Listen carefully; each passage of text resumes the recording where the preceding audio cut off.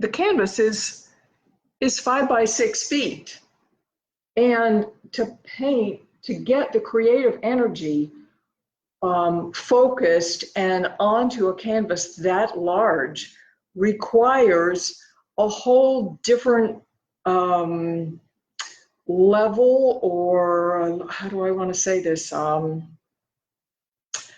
It's like if you're going to push the mountain, or if you're going to expect the mountain to unfold for you, it needs a big enough stage and it needs enough supporting characters. So thinking about my art and my process and how to put it in words, because most of what I do is visual and from the back. So in order to say it to you, I have to stop and really think about, well, what is it that I do and why am I doing it? So I'm trying to find words for you. In the first thing I did in anticipation, I had to buy a special roll of canvas that is 6 feet wide. So while I was waiting for the oversized stretcher bars and the oversized roll of canvas to come, I took some time to clean the studio and create a larger area for the easels to live, and also to create other large paintings that will feed this. So part of what inspires my work is being able to have enough, I want to use the word games, going. To me, they're dialogues with the creator. So if each canvas contains like a thread of a conversation with the creator. So if you think of it like picking up the phone and talking to a friend, if you stop talking to that friend or you put them on hold in order to answer a question for this one, maybe you pick up in the other line. So you go to another canvas and you have a different conversation going on with that person. So they all work in harmony with each other and the conversations feed each other. So I don't work from start to finish on any one painting. It is an all-encompassing process. So in setting this one up, I want to show you first the inspiration piece for this and what else I have created in the studio that will support this painting in coming to life. So first of all, this painting is the inspiration piece.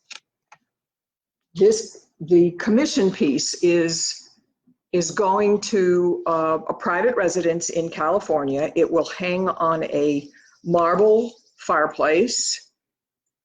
It's in a great room. It's going to be in a great room. And the ceiling is 14 feet tall, and the marble fireplace is 7.5 feet wide. So my client has picked out this as the inspiration piece, and there's another painting that I may blend it in, and I'll talk about that in another video. We're just going to do a kind of a quick setup in this one. So today I'm getting ready to put the base coat on this, and I'll show you that in just a sec. I don't want this to get too long, but I do want you to see what else is in the studio that's going to support this painting in taking shape. So there's a triptych that I'm just finishing up and doing the final touches on that is 4 feet high, and the center panel is 5 feet wide, and each of the two end panels are 2 feet, so a total of 9 feet by 4 feet. This is finished. I'm still doing a few little tweaks to it, but pretty much finished, so it just is living here. And the piece behind it is related, and also, oops, it's two of them related. Yeah, you can see the floor one. This is a new piece down here on the floor.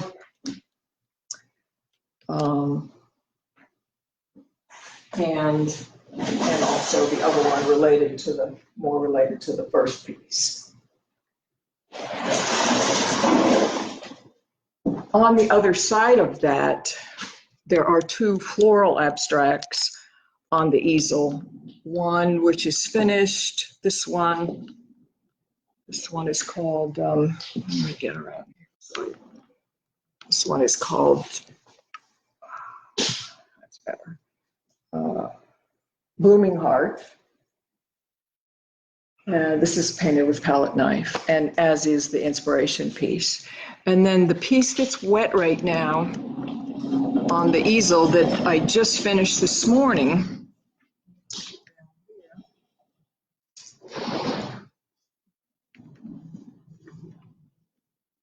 this piece is on the wrong side, 40 by 60.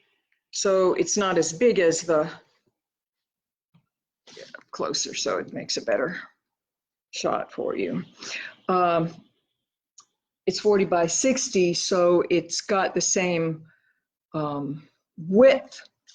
It's the same width as commission, but it's only 40 inches high. The commission piece is going to be, this is 3.5, so 6 feet high, so twice as high as this. So having all of this going on, there's also, I guess I shouldn't leave this out, there's also some just base coated, this you can see is almost as, not quite, probably 58 inches or somewhere in that range. This is my gold ochre underpainting, and that's what I'm going to be putting on the large one today, because I want this earth color under the, to undertone the entire canvas. This one has some other design elements that I've started working on, but we're not going to talk about that today. That's part of another conversation.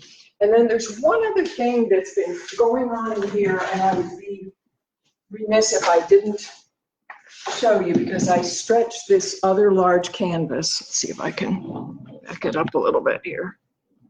Yep, there it is. Oops.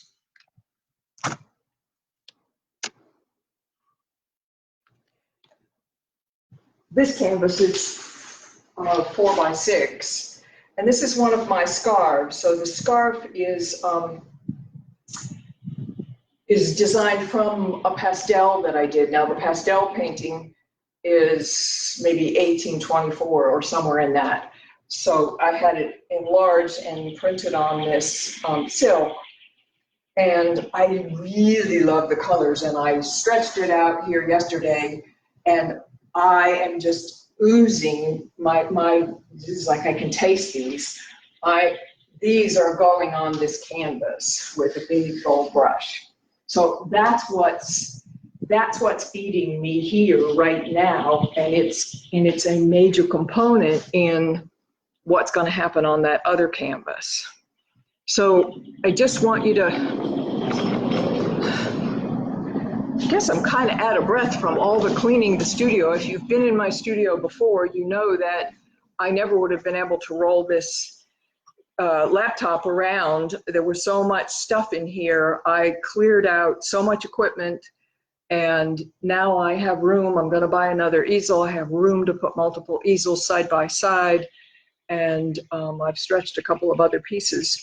So, but I didn't really stop and think about, excuse me, the fact that all of this other stuff is going on in support of this, because to wield this big brush is just going to be, I have to have the creative oomph to come from down here in the lower chakras in order to get this baby birthed.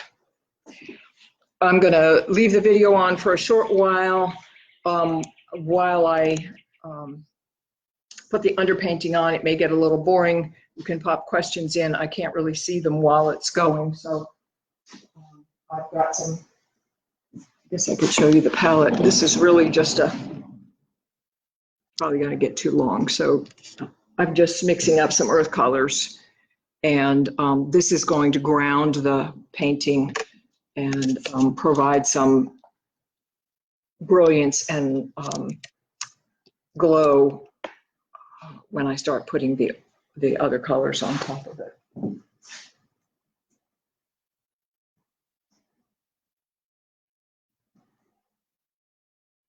There's something, I'm also going to need a stool, obviously.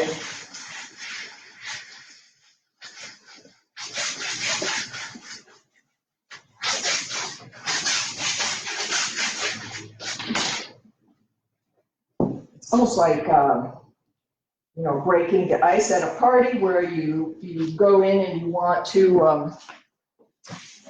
meet new people and kind of get a conversation going, and you don't really know what to say, and so putting the underpainting on has that way of breaking the ice with the painting, and the creator inside can just say, oh wow, I like that color, and you can kind of talk to it and listen to it a little bit, and whoa,